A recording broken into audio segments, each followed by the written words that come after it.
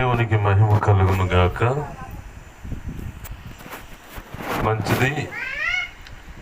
ప్రభు యొక్క మహా ఉచిత కృపను బట్టి మరి వినుకొండ ప్రాంతంలో మరి దొండపాడు గ్రామంలో ఈరోజు ఇలా మీ మధ్యలో ఉండటానికి ప్రభు కృప చూపాడు. అందును బట్టి ఆయనకి మహిమ కలుగును గాక. హల్లెలూయా. అలాగే స్థానికంగా ఇక్కడ సేవ పరిచర్య నడిపిస్తున్న దైవజనులకు కూడా మరి అవకాశం ఇచ్చినందుకు దైవజనుడికి దైవజనురాలు కూడా ప్రత్యేకమైన హృదయపూర్వకమైన వందనాలు.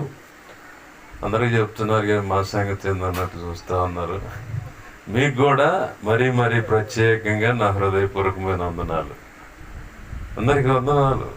చెప్పండి, మీ ఫోటో ఏం తీయట్లేదు. మంచిది. నేను ఒక ప్రశ్న అడగాలని ఆశపడుతూ ఉన్నాను. సమకూడిన వారిలో కానీ ఈ శబ్దంధ్రాల ద్వారా వింటున్న వారిలో కానీ మాకు అసలు ఈ కారణాన్ని బట్టి మాకు అనుమానమే లేదండి అన్నవాళ్ళు చేయి చూపించండి.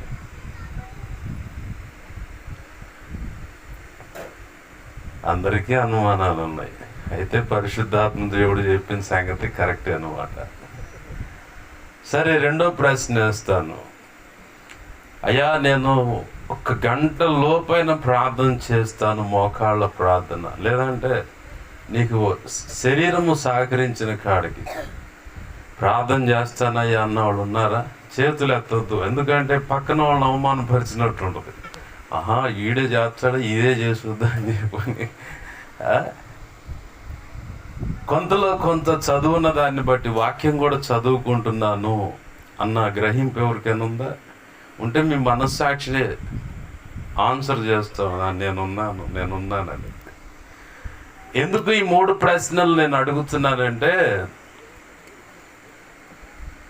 ఆధ్యాత్మిక జీవితంలో అడుగుపెట్టిన తర్వాత, అంటే రక్షణ అనుభవంలోకి అడుగుపెట్టిన తర్వాత ఖచ్చితంగా ప్రార్థన చేసుకోవాలి. నీ పక్కవాని క్షేమం కోసం విజ్ఞాపన చేయాలి. అలాగే వాక్యం కూడా చదువుకోవాలి లేదా వినాలి. ఈ మూడు క్రమాలు జరుగుతుంటే నిన్ను ప్రతి సెకండ్ అనుమానం అనేది వెంటాడుద్ది. అనుమానం అనేది ఖచ్చితంగా వెంటాడుతుంది. ఈ అనుమానానికి ఆదిలో బీజం వేసిన వాడెవడు? ఆదికాండం 3వ అధ్యాయంలో ఒకడు కనపడతాడు, సర్పపు ఆకారంలో స్వరంతో మాట్లాడతా. ఇది నిజమా అన్నాడు. కథం, ఇక ఆడికి అయిపోయింది. ఇక మనమంతా పోయి అనుమానంలోనే పడ్డాం.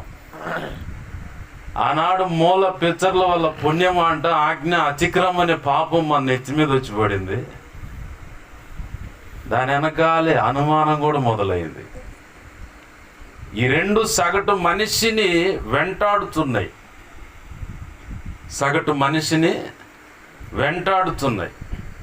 తాను బ్రతికినంత కాలము, ప్రతి మనిషి బ్రతికి ఉన్నంత కాలం ఇది ఖచ్చితంగా ఆ వ్యక్తిని వెంటాడుతుంది. దైవజనుడైనా, దైవజనురాలైనా, పరిచారకులైనా, కొన్ని డినామినేషన్ సంఘాలు సంఘ పెద్దలు ఉన్నారు, వాళ్ళు మంచి ఆత్మీయులు ఉన్నారు. బీడీ, సిగరెట్, చుట్ట, ఖైని మొత్తం సీసా మూత తీయటం అన్నీ ఉన్నాయి. నేను ఆయవారాలు కూడా చూసా. ఒక సంఘానికి పోతే సెమీ క్రిస్మస్ వాంగాలే ఈ సంఘ పెద్ద ఆయన అప్పుడు దాకా మా ముందు బీడి తాగిండు. పాస్ గారు ప్రార్థన చేసి భోజనం చేసి అయిపోయిన తర్వాత వరుసగా మా ఎదురు నిలబడ్డారు. నా ఎదురు నిలబడ్డ ఆయన దగ్గర నుంచి బీడీ వాసన వస్తుంది. ఆల్రెడీ మేము పిహెచ్డి, ఎందుకంటే రక్షణలో రాకమున్నపు రోజుకి 5 ప్యాకెట్లు సిగరెట్లు తాగేవాడిని. నేను అంత టెన్షన్గా ఉంటా. ఒక సిగరెటే, డ్రైవర్గా ఉన్నాను కాబట్టి ఫీల్డ్లో 5 ప్యాకెట్లు సిగరెట్లు తాగాను. మెంటల్గా టెన్షన్గా ఉండేవాడిని, పిచ్చ కోపం. కానీ ప్రభు కృప ఏంటంటే, ఒక చంటి పిల్లగాడు, చిన్నవాడు, ఒక 6-7 లేదా 8 సంవత్సరాల పిల్లగాడు అన్నాడు, చర్చికి పోయేవాళ్ళు సిగరెట్ తాగరుగా, నువ్వేం తాగుతున్నావు? లాగిపెట్టి మొఖాన్ని కొట్టినట్టుంది ఆ మాట. అవును కదా, నాకే చెడు అలవాట్లు లేవు, ఉన్న గోలంతా ఇదే, ఇదెందుకు నేను మానుకోకూడదని చెప్పని, ప్రభువా ఒకడు చెబితేనేమో 2 ప్యాకెట్లు తాగుతాడు, 3 అయినాయి, నేను మానుకుంటున్నా చెబితే. ఇంకొక ఆయన దగ్గర పోయి, అబ్బాయి నేను మానుకుంటున్నా అంటే 3 కాస్త 5 అయినాయి. 2015-14 కాలంలో, ఆ సంవత్సరాల్లో ఆ 5 ప్యాకెట్ సిగరెట్లకు నా సగటు దినచర్యలో ఖర్చు ఎంత అంటే 500. వచ్చినట్టు వాటికి తగలబెట్టేవాడిని. ఆ అనుభవం ఉంది కాబట్టి గొప్ప మంది తగిలింది. ఎందుకు చెబుతున్నా అంటే ఈ విషయం, కొంతమంది భక్తులుగా కనపడుతుంటారు కానీ కొన్ని చోట్ల ఎదురు దెబ్బలు తగులుతున్న సందర్భాలు ఉన్నాయి. మెట్టుకు మనం ఎంత దాచిపెట్టినా, ఏ విషయమైనా దాచిపెట్టినా ఖచ్చితంగా ఎక్కడో చోట బట్టబయలవుతుంది. బాగా గమనించండి, సబ్జెక్ట్లోకి నేను వస్తున్నాను. యోహాను సువార్త 1వ అధ్యాయము. అక్కడ ఒక ఆయన చెట్టు కింద కూర్చోండు, పెద్ద మనిషి. ఓ పెద్ద ఆయన చెట్టు కింద కూర్చోండు, 46వ వచనంలోనే ముందాడు. అక్కడ ఆ మనిషి అంటాడు, నజరేతులో నుంచి ఏదైనా మంచి వస్తుందా?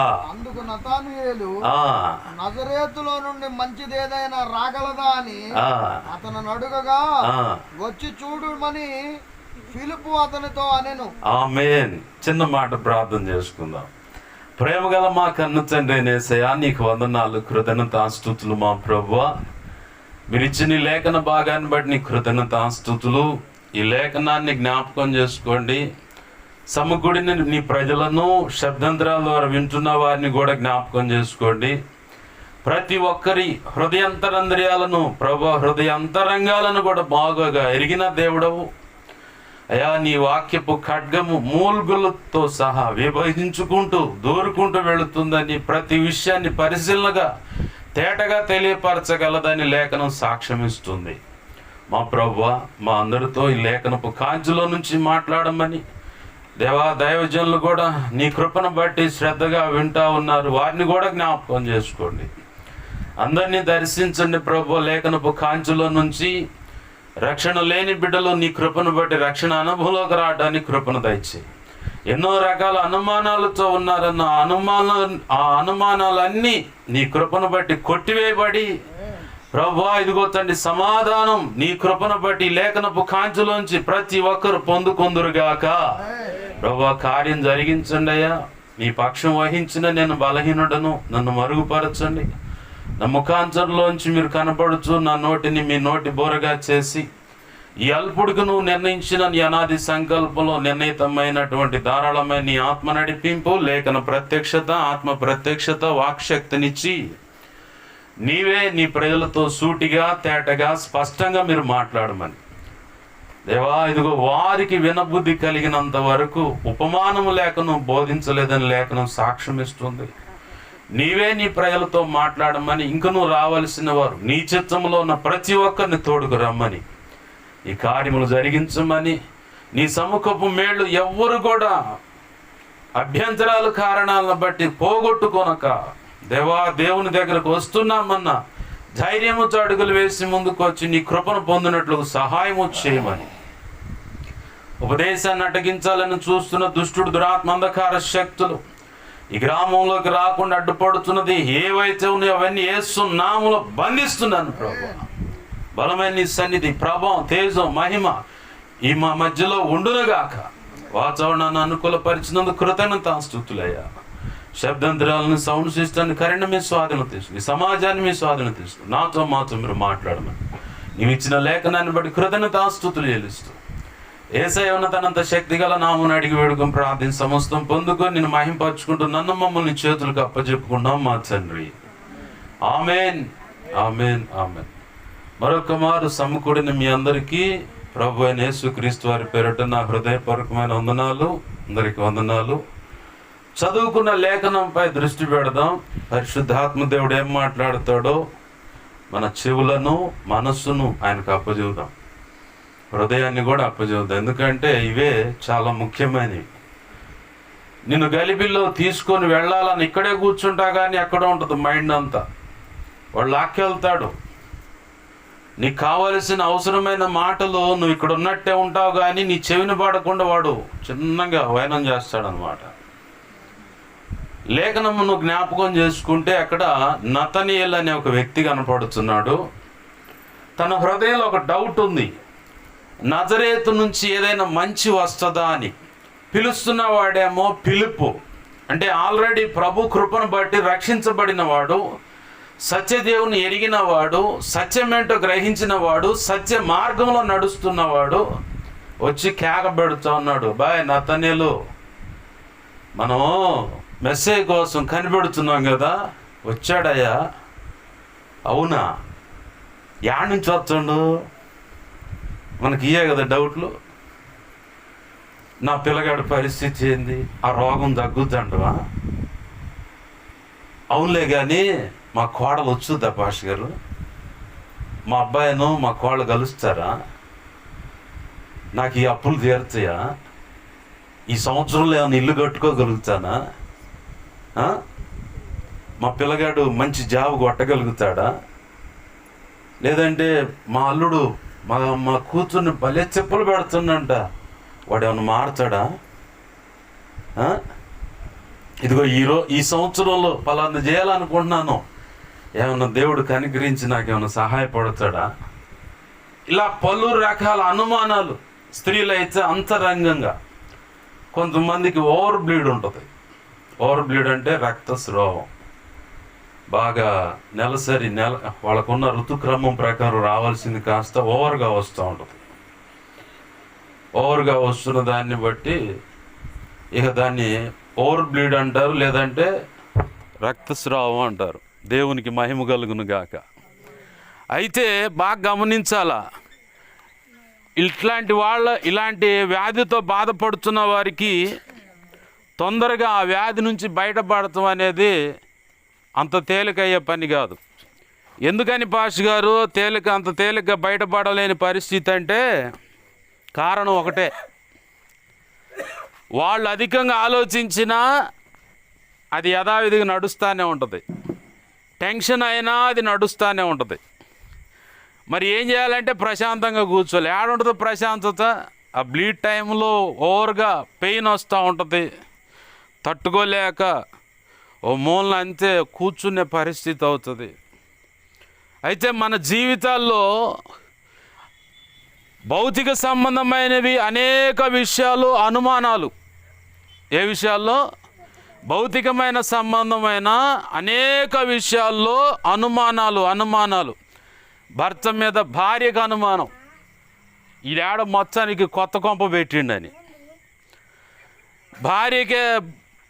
భర్త మీద భార్యకు అనుమానం కదా, భర్తకేమో భార్య మీద ఉంటుంది అనుమానం, భార్యకి భర్త మీద అనుమానం. ఇక్కడే ఈ కుంపటంతా మొత్తం కుప్పగూల్చుకుంటూ ఉంటారు.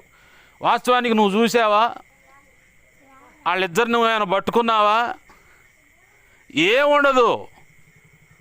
ఒక ఆలోచన పుట్టుద్ది, ఆలోచన బట్టిగా తెలియకుండా కొత్త కుంపటం మొదలైతే. ఏ కుంపటి?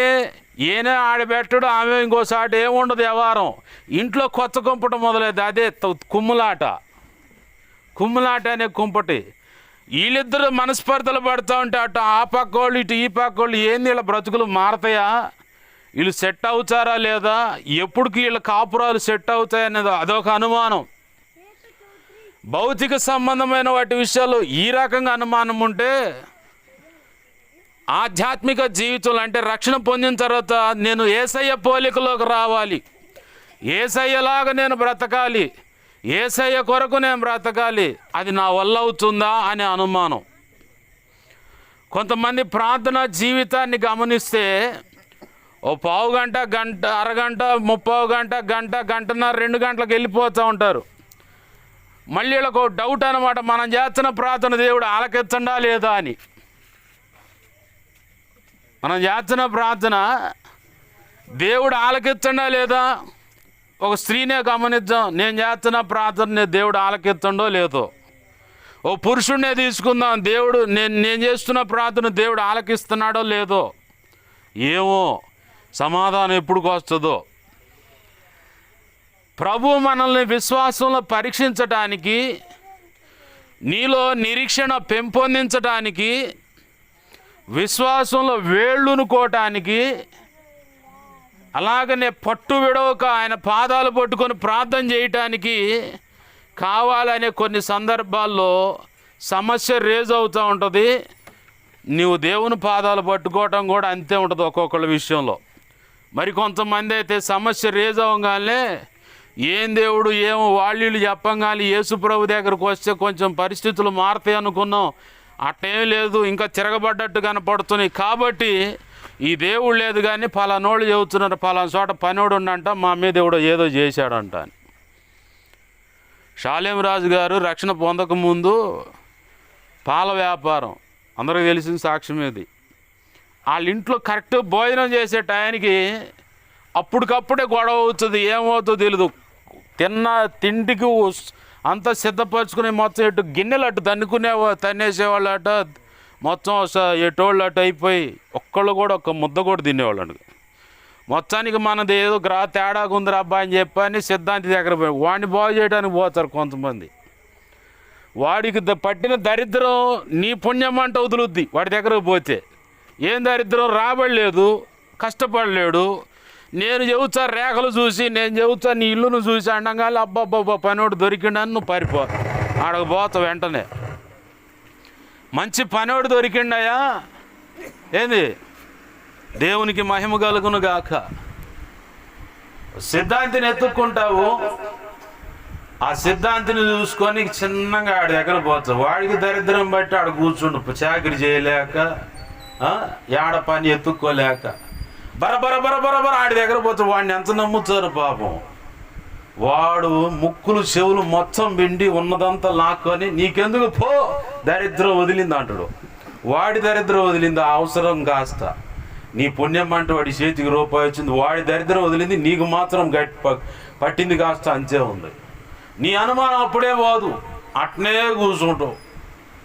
మళ్ళీ ఏదో ఒక కుమ్ములాడబడుతుంది, మళ్ళీ బరబర పోతుంది. ఏంది అయ్యగారు ఏంది ఇది అయిద్దన్నారు, ఏంది సంగతి, మాకేం పరిస్థితులు మార్పు కనపడతలేదంటే అట్టయితే మొత్తానికి ఏదో ఉంది కానీ ఫలానా చోట పనోడు ఉండు, తిరగడుతుడు చేతుడు, వాడి దగ్గరకు పోండి. వాడికి వీడికి లింకులు ఎవడకో ఉంటాయిగా, వాడికాడకు పోగానే అబ్బో సామాన్యంగా లేదుగా, మీకు నడుము నొప్పులు అట్టుకుంటగా. మేము కూడా ఆ అనుభవంలోకి వెళ్ళానులే. నేను కూడా రక్షణకు రాక మునుపు మా మీద ఏదో చేశారని చెప్పంటే మా అమ్మ అస్సలు ఇసుగిచ్చి మా అక్కను పట్టుకొని పోయి మేము ఉంటున్న కాలనీలోనే పోయి అక్కడ ఒక ఇంటిలో అడిగితే ఒక తల్లి ఆడకూతురే, మీకు నడుము నొప్పులు కదా ఉంది. ఎవరికి లేవు, పెద్ద వయసు వచ్చింది. ఇప్పుడు ఆ తల్లిని అడిగితే నడుము నొప్పులు లేవు అంటదా? అయ్యా నాకు 60లో 20 అంటదా ఆ తల్లి, పొరపాటును కూడా అందో. నాకు నడుము నొప్పులేందయ్యా, కర్ర కర్ర కర్ర అని శబ్దం వస్తుంది నడుస్తుంటే అని చెప్పారు. ఆమె ఆ మాట అనగానే మా అమ్మ ఏమంటే అవునయ్యా అని చెప్పాడు కదా. అయితే నీ మీద చేశారు 13,000 అయింది ఖర్చు అని. వాడిని భలే నమ్ముతారు. వాడు 13,000 తీసుకొని నీ జలుబే వదిలించడా, నీ జబ్బే నయమైద్దా? ఒకళ్ళు అయితే ఆ దారాల మీద వాడు కట్టేది ఆ పిచ్చి దారాలు, నషాపేట మల్లం సెంటర్లో దొరుకుతాయి ఆ దారాలు, అయ్యే తీసుకొని వచ్చి నీకు గడుతురు. ఏదో వాడికి నీ ముందు పో ఏదో చేసి మొఖాన బోర్డు కొట్టి ఏదో ఒకటి చేసి, అయినా నీ బ్రతుకు మారదు. వాటి వల్ల ఉపయోగం ఏమీ లేదు. ఇంకా నీ వెనకాల పడి కొన్ని వచ్చాయి. నాకు తెలిసిన యవనస్తురాలు అన్న మా మీద ఏదో చేశారని ఆ మధ్యకాలంలో నాకు కబురు పెట్టారు. ప్రభు కృపను బట్టి చేతబడులు వీటి విషయంలో అధికారం ఇస్తే వెళ్తూ ఉంటాను నేను. ఆ కబురు పెడితే వెళ్ళా, కూర్చోబెట్టి చక్కగా అన్నీ చెప్పింది ఆ అమ్మాయి. 2 కుండలు ఇచ్చారన్నా, ఆ 2 కుండలు ఇస్తే ఆ 2 కుండల్లో వాళ్ళు ఏదో పెట్టారన్నా, వాళ్ళు ఏదో పెట్టగానే నా పక్కనున్న ఆయన కుండ పట్మని పగిలింది, నా కుండ కూడా పగిలింది. ఏం అర్థం కాలేదన్న. వాడేం చెప్పిండు అన్న, వాడేం చెప్పిండు అనగానే చేశారా మరి ఎంత వదిలింది జలుబు అన్న, 10,000 ఖర్చు అయినాయి అన్నాను. పట్టుమని 10 నిమిషాలు మోకాళ్ళు ఎత్తా ఆ సమస్య పోదు. 10,000 వదిలించుకోవాలా? ఎంతైందో తెలుసా? యవనస్తురాలు కాబట్టి వాడు వశీకరణకు సంబంధించిన శక్తులు ఆ పిల్లనకాలు పంపించిండు. అమ్మా నువ్వు పోవటం కాదమ్మా, నీ దరిద్రం వదలలేదు, కొత్తది వచ్చింది, వాడు వదిలిపెట్టకూడదు నీ మీద అన్నా. వాడు ముసలోడు అన్నాడు. ముసలోడా? ఆ మాంత్రిక శక్తుల యొక్క ప్రభావాన్ని బట్టి యవనస్తుడు కూడా చేయలేనంత ప్రభావంగా, అంత తీవ్రతగా నీతో సెక్సువల్గా కలుస్తాడు వాడు. ముసలోడే కానీ ఆ మాంత్రిక శక్తుల వల్ల అంత శక్తి వస్తుంది అతనిలోకి. చూపులకు వాడు ముసలోడే, ఓపిక లేనోడే, కానీ వాడు నీ మీద కన్నేశాడు, వశీకరణకు సంబంధించి నీ మీద పంపించాడు తల్లి. కాబట్టి ఏమి నా మాట విన్నని చెప్పని ప్రార్థన చేసుకో, దేవుడు కృపనిస్తాడు, ఖచ్చితంగా దేవుడు సహాయం చేస్తాడని చెప్పని ప్రార్థన చేసి, ఇప్పటికీ కూడా ఏదన్నా డౌట్ వస్తే, ఏ విషయంలో కానీ సమస్య అనిపిస్తే వెంటనే ఫోన్ చేస్తారు. వెంటనే సమస్య రాగానే ఫోన్ చేస్తే ప్రార్థనలోనే ప్రభు కృపను బట్టి వాటిని బంధించి ఆ సమస్యను పరిష్కరించి ప్రభు చూడై ఉండి ఆ కుటుంబాలను కడతా వస్తూ ఉన్నాడు. నేను చెప్పనా, నీ దరిద్రం వదులుద్దని ఆ సిద్ధాంతి దగ్గర పోయినా ఉపయోగం లేదు. నీ దరిద్రం వదులుద్ది, ఎవడో ఏదో చేశాడని చెప్పని అనుమానం పెట్టుకొని ఆ మాంత్రికుడి దగ్గర పోయినా ఉపయోగం లేదు. నేను ఈ గ్రామంలోకి రావాలని ఫస్ట్ టైం పోయిన ఆదివారం వచ్చే సమయంలో దైవజనుడు చెప్పాడు ఇలా వెళ్ళాలి అని. ఇంట్లో కూర్చొని మోకాళ్ళు వేస్తే బలమైన ఒంగోలు గిచ్చలంటే ఒక కోడదోడ, అదొక దురాత్మ అనమాట, పొడవటానికి వస్తూ ఉంది. ప్రభువా దీని సంగతి నువ్వు చూసుకో అన్న. ఈ ప్రాంతానికి వస్తూ ఉంటే ఒక 5 కిలోమీటర్ల అవతల వస్తూ ఉంది. అది అమాంతంగా వేగంగా మిమ్మల్ని ఎట్లా చూస్తున్నాను నేను దాన్ని అట్లానే చూస్తున్నా. దైవజనుడితో చెప్తున్నాను, అబ్బా ఇప్పుడు బయలుదేరింది ఒకటి మనకు ఎదురు అన్నాను. 1 కిలోమీటర్ దాటంగా దాన్ని ఎవరు తాడుతో కట్టేశారు అబ్బాయి. ఏంది ప్రభు అని దేవుణ్ణి అడిగితే, నువ్వు ఆ ఊళ్ళో అడుగు పెట్టంగా దాన్ని కత్తితో కనుక మెడ నరికినట్టుగా నరికేసి దాన్ని ఆ సమస్య లేకుండా నేను చేస్తాను, నువ్వు వాడికి వెళ్ళు అన్న. సరే నీ చిత్తమా అన్న. ఇక్కడికి రాగానే అది కూడా నేను అలానే చూస్తూనే ఉన్నాను. అందరితో పోయిందా, వరుసగా ఒక్కొక్క కోడతోటి ఇసురుతుంది కొమ్ము, వెంటనే సైలెంట్గా కూర్చుంటుంది. ఎన్నో అన్నమాట. ఏంటా ఇది సైలెంట్గా ఉంటుంది నా పక్కన నేను చూసుకుంటే యేసయ్యను చూస్తా ఉన్నాను. దేవునికి మహిమ కలుగును గాక. హల్లెలూయా. ఈ ప్రాంతంలో సేవ జరగాలంటే కొన్ని దురాత్మంధకార శక్తులు అడ్డుపడుతున్నాయి. మొదటగా అది సమస్య. కొంతమంది వాటిని పెంచి పోషించుకుంటున్నారు. అయితే వాళ్ళ విషయం దేవుడు చూసుకుంటాడు. మనం సబ్జెక్ట్లో ఉందాం. నతనేలు అంటున్నాడు, నజరేతులో నుంచి ఏమన్నా మంచి వస్తుందా అంటే అనుమానం. మా బ్రతుకులు ఎప్పుడు తెల్లారుతాయి, మా బ్రతుకులు ఎప్పుడు ఇలానే ఉంటాయా, మాకు ఎప్పుడు కూడా వర్ధలత కనపడదా, సభ్య సమాజంలో గౌరవ మర్యాదలు మాకు దక్కవా? ఓ పూరి గుడిస్తే తల్లి అనుకుంటుంది నేను ఇంకా డాబా కొట్టుకుని, వాళ్ళు చూడు బెమ్మ డాబా కొట్టుకున్నాను. నేను చెప్పునా, ఎండాకాలం వచ్చి వాళ్ళ సంగతి నువ్వు చూడాలా. సామాన్యంగా ఉండదు. నువ్వన్నా చల్లగా పండుకుంటావు. ఒక్క వర్షాకాలం నీకు ఇబ్బంది, కానీ ఎండాకాలం చూడాలి వాళ్ళ పరిస్థితి. ఆవిరి దన్నుతా సామాన్యంగా ఉండదు అనమాట. సగటు మనిషి తృప్తి లేనటువంటి పరిస్థితుల్లో బ్రతుకుతూ ఉన్నాడు. తృప్తి లేనటువంటి పరిస్థితి ఏ విషయంలో అయినా సరే.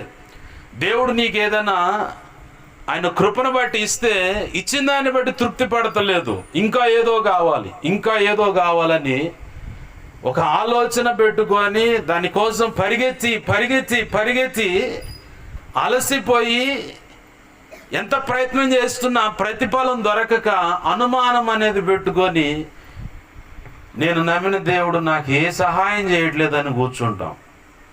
వాస్తవానికి నువ్వు కరెక్ట్గా విశ్వాసం కలిగి ఉంటే ప్రభు కార్యం చేస్తాడు. విశ్వాసం కలిగి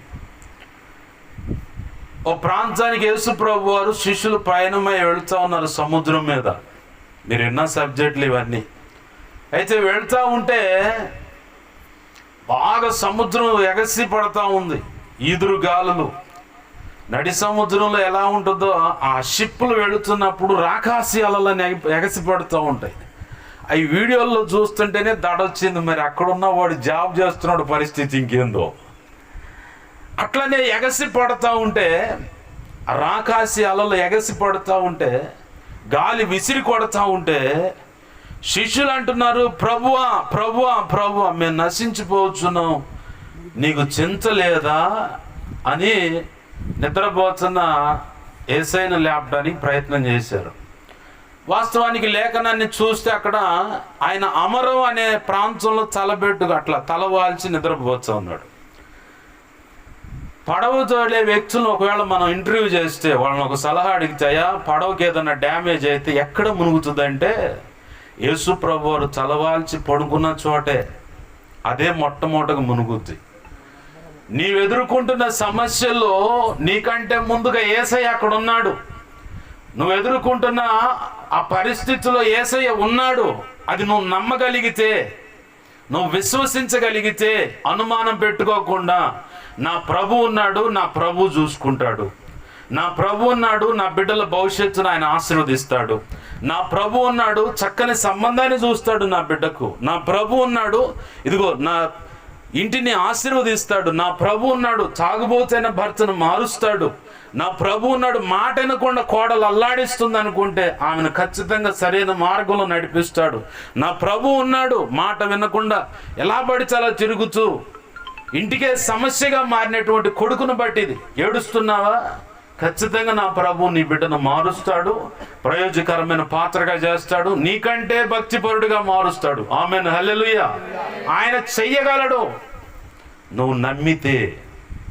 ఈయన ఎక్కడున్నాడు? యేసు ప్రభు వారు అమరం అనే ప్రాంతంలో అక్కడ తల అట్లా వాల్చి పండుకున్నాడు. మొట్టమొదటిగా మునగాల్సింది యేసు ప్రభు వారు.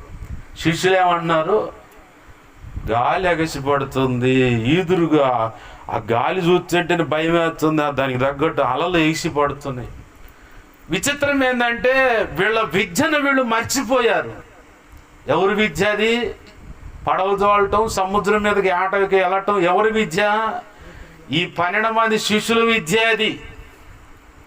ఈ 12 మందిలో సగటు 8 మంది వరకు కూడా వాళ్ళకి నేర్చిన విద్య అది.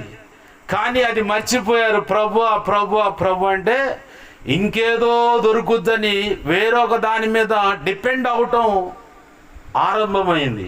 ఆ డిపెండ్ అవటం అంటే అలా ఆనుకోవటం ఆరంభమైంది. ఎవరి మీద అంటే యేసు ప్రభు వారి మీద. కాబట్టే క్షేమస్థితి కలిగి ఉన్నారు. అయితే వాళ్ళలో ఒక అనుమానం ఉంది. ఏంటి అనుమానం అంటే మేము మునిగిపోతాం, మేము అయిపోతాం, చచ్చిపోతాం, ఓమో వాయు అన్నట్టుగా. నువ్వు అనుకోవట్లేదా నీ అప్పులను బట్టి ఏమవుతుందో, కట్టకపోతాడు వచ్చి రోడ్డు మీద నిలేస్తాడు, సిగ్గుపోద్ది, పరువు పోద్ది, ఉరిపోసుకొని చేస్తే బాగుండు ఆ మాటలు వింటాం కంటేనే. వారాలు డివడుతూ సమస్యను ఎదుర్కోవట్లేదా నువ్వు? చేబుదులకు తీసుకొచ్చిన రూపాయికి ఎవరికి అడ్డం ఉండి, లోకంలో అంటారు అడ్డం ఉండి గడ్డి తింటాం కంటే ఉన్న దాంట్లో సర్దుకొని బ్రతకటం మేలు అన్నట్టు. అడ్డం ఉండి ఎన్ని తిప్పలు పడుతూ ఉన్నావు. ఈ సమస్య ఏమవుతుందో ఏందని అల్లల్లాడతల్లా పరిస్థితులు ఏంటయ్యా అని చెప్పని తల్లకిందులు అవుతూ ఒక్క రోజు కూడా పూట గడవటం కష్టమైన పరిస్థితులు ఉన్న వాళ్ళు కూడా గమనిస్తాను నేను. అలాంటి పరిస్థితుల్లో నీ బ్రతుకు, నీ జీవితం, నీ కుటుంబం అలా నెట్టబడుతూ ఉందా, నడుస్తూ ఉందా? ఖచ్చితంగా నా ప్రభు సమృద్ధిని ఇస్తాడు. ఆమేన్, హల్లెలూయా. నువ్వు నమ్ము. ఎందుకంటే ఆ ఇరుకులో కూడా, ఆ ఇబ్బందిలో కూడా, ఆ సమస్యలో కూడా ప్రభు నీతో ఉన్నాడు. ప్రభు నీతో ఉన్నాడు అన్నది నువ్వు నమ్మాలి. శిష్యులు వచ్చి అడుగుతున్నారు, ఏంటయ్యా మేము నశించిపోతున్నాం, నీకు చింత లేదంటే సముద్రాన్ని గద్దించాడు, గాలి అట్లా ఆగు అన్నాడు, అన్ని నిమ్మడం అయిపోయాయి. శిష్యులతో అంటున్నాడు, అల్ప విశ్వాసులారా ఎందుకు సందేహిస్తున్నారని. నీలో అనుమానం ఉంటే ముందు యేసు ప్రభు వారి చేత గద్దింపు ఎదుర్కొంటావు. అది బాగా గుర్తుపెట్టుకో. ఏం ఎదుర్కొంటా? ప్రభు అన్నాడు శిష్యులు, శబాష్ మంచి ప్రియ శిష్యులుగా మారిపోయారు, చాలా గొప్ప గ్రేట్ అని చెప్పాడా, గదిమాడు. ఎందుకు సందేహిస్తున్నారు, ఎందుకు అల్ప విశ్వాసం పెట్టుకున్నారు, ఎందుకు అనుమానం పెట్టుకున్నారని గద్దించగానే ముక్కునేలేసుకొని సైలెంట్ అయ్యారు.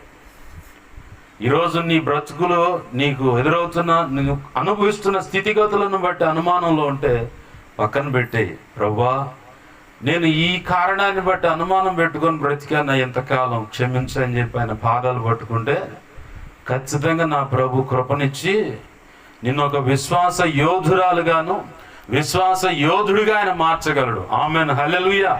నువ్వు నమ్మితే మనం వాళ్ళని వీళ్ళని చెప్పని ఎక్కడెక్కడికో తిరుగుతాం. ఈ శిష్యులు యేసు ప్రభు వారి మీద ఆనుకున్నారు కానీ లోకం మీద ఆనుకోలా.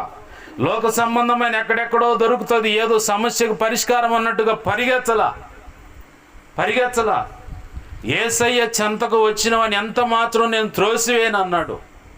అలాగే ఆయన యందు విశ్వసించి ఆశపడ్డ వాడిని తృప్తిపరిచిన దేవుడు, ఆశించిన దానికంటే గొప్పగా ఇచ్చిన దేవుడు. వాస్తవానికి మీ మధ్యలో నేనున్నాను, మా వంశం కానీ మా కుటుంబం కానీ శపించబడింది. ఎలా పాస్టర్ గారంటే, ఆ పసిపిల్లను చూస్తే నా బ్రతుకు నేను గుర్తు చేసుకుంటాను. మీ ఇంట్లో తిరుగుతున్నాడుగా బొడ్డోడు, అంత వయసులో మా ఇంట్లో సేవా పరిచర్య ప్రారంభమైంది. 4.5 సెంట్లో ఏనుగు పాక వేసి ఉంది, దాంట్లో ఆరాధన జరుగుతుంది. ఇట్లానే దైవజనుడు ఒక ఆయన వచ్చాడు, ఫుల్ గాస్పుల్ మినిస్ట్రీస్ గుంటూరు, అయితే సత్తనపల్లిలో ఉండేది బ్రాంచ్. మా ఆ ఊళ్ళో ప్రారంభించినది మా ఇంట్లోనే దైవజనుడు అబ్రహాం సుధాకర్ భాస్కర్ అని, చాలా ప్రవచనాత్మక ఉన్నటువంటి విడుదల ప్రార్థనల మీద దేవుడు కృపనిచ్చినటువంటి దైవజనుడు. నీకు ఇప్పుడు ఏదైనా సమస్య ఉండి ప్రార్థన చేస్తే అమ్మని ఆ బలహీనత ఆయనలోకి వస్తుంది. మళ్ళీ ఆయన పోయి ఇంకొకరి దగ్గరికి వెళ్ళి ప్రార్థన చేయించుకొని దాని నుంచి విడుదల పొందుతాడు. అదొక టైపు కృపావరం అన్నమాట. అయితే గమనించండి, ఇక్కడ ఆ దైవజనుడికి మేము సహకరించినంత కాలం మేము బాగా ఈ వరస పెట్టి బారుకి ఆ చివరి ఆటో వరకు ధాన్యం నిలవవుతుంది. మేము చేసే వ్యవసాయానికి జత కోడిదోళ్ళు ఉండే, పందిపు కోడిదోళ్ళు వ్యవసాయానికి. కంచడం నుంచి, మచిలీపట్నం దగ్గర కంచడం నుంచి 4 ట్రాక్టర్లు వస్తాయి. నాయుళ్ళు వాళ్ళు, మా ఇంట్లోనే వాళ్ళకి భోజనం ఏర్పాటు వసతి చేస్తాం. కొంతమంది ఒక్కొక్కటి ఆర్డర్గా ఒక్కొక్కరిని అప్పచెప్పేసి వాళ్ళే అన్ని ఖాతాలు చూసుకోవటం, లెక్కలంతా చూస్తూ ఉంటారు. ప్రభు కృపను బట్టి మేము సేవా పరిచర్యకు సహకరించినంత కాలం సర్వసమృద్ధి.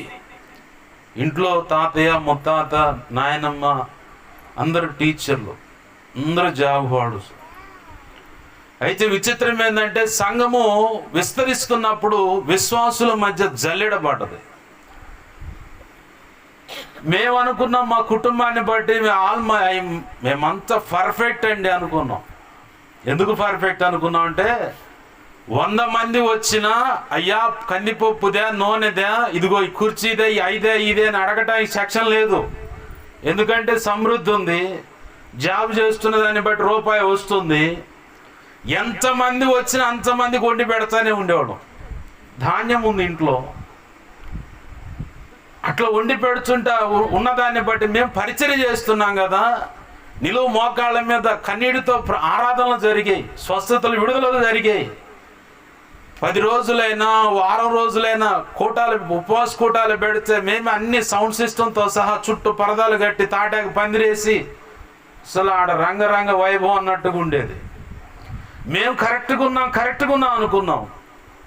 దేవుడు జల్లెడేస్తే మా కుటుంబమే పడ్డది. సంఘమంతా పక్క వెళ్ళిపోయింది, మేము మాత్రం ఆ జల్లెల్లో పడ్డాం. వెంటనే తాతయ్య సేవకుడిని తిట్టాడు. ఎవడరా ఇక్కడికి వచ్చేది, సేవ చేసేది? సంఘమంతా పక్కకి వెళ్ళిపోయింది, వేరే ప్రాంతంలో చేసుకుంటాం మేమంతా అని. ఇక్కడ సేవ జరగడానికి వీలేదని తాతయ్య అడ్డంగా నిలబడ్డాడు. కట్ చేస్తే 20 సంవత్సరాలు మా ఇంట్లో మగ దిక్కు లేక అసలు దేవుడు శిక్షించే విధానము, శపించే విధానము, ఆ శాపాన్ని అమలు చేసే విధానం బహు విచిత్రంగా ఉంటుంది. దేవుడే నిన్ను శపిస్తున్నాడు, శిక్షిస్తున్నాడు, నీ ఇంట్లో ఒక మగదిక్కు లేకుండా చేస్తున్నాడు అన్న సంగతి నీకు అర్థం కాదు.